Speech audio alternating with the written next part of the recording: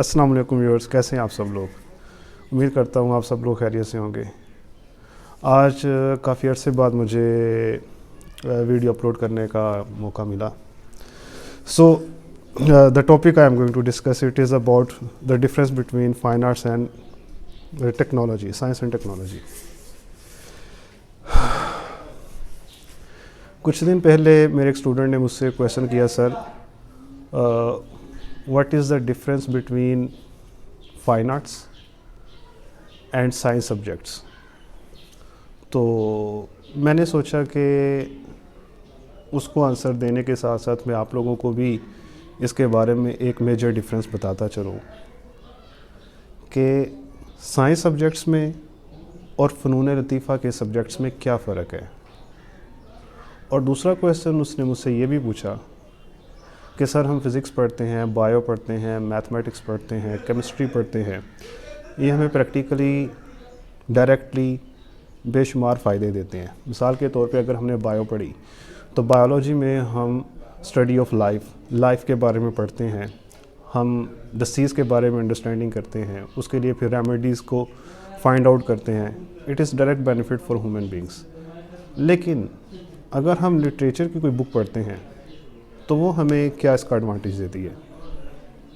That's good, that's quite legitimate question. Answer is very simple and mostly people don't understand the answer of it.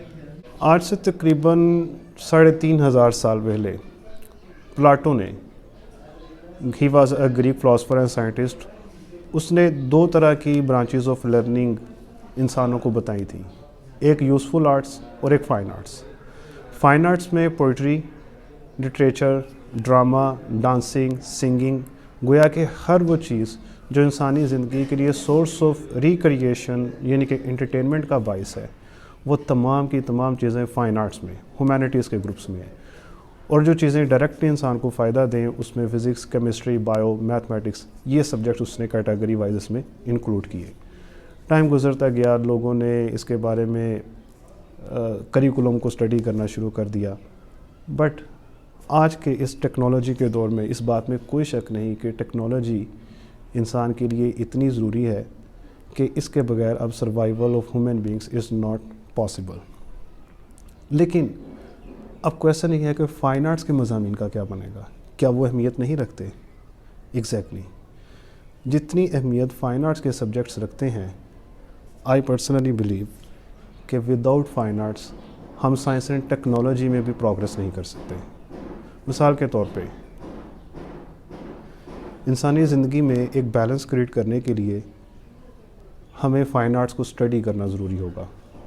अगर मैं fine arts की एक branch literature को study करता हूँ, उसमें मैं स्टोरीज़ को पढ़ता हूँ, तो literature is the essence of human life. ये इंसानी ज़िंदगियों का निचोड़ है, ये इंसान को ज़िंदगी गुजारने के ढंग सिखाता है, उसको सोशलाइजिंग सिखाता है, जो कि इंसानी सोसाइटी के लिए, उसके एग्जिस्टेंस के लिए ये तमाम चीज़ें बहुत ज़रूरी हैं। इंसान की ज़िंदगी में एक बैलेंस क्रिएट करने के लिए फ़ाइन आर्ट्स के सब्जेक्ट्स एक वाइटल रोल प्ले करते हैं। बढ़ती हुई टेक्नोलॉजी में इंसान के पास इतना वक्त नहीं है कि वो अपने आप को एंटरटेन कर सके। तो गोया कि अगर उसके पास एक लिटरेचर की बुक होगी तो वो जब इंसानी ज़िंदगियों का मुताला करना शुरू करेगा तो इंसानों की ज़िंदगी के बारे में जानना शुरू होगा। लेकिन अगर वो सिर्फ मशीन की इतना ज़िंदगी गुजारेगा तो एंग्जाइटी और स्ट्रेस का शिकार होकर मुमकिन है कि वो दुनिया को बाय बाय बोल दे, वो सुसाइड पे मजबूर हो जाएगा।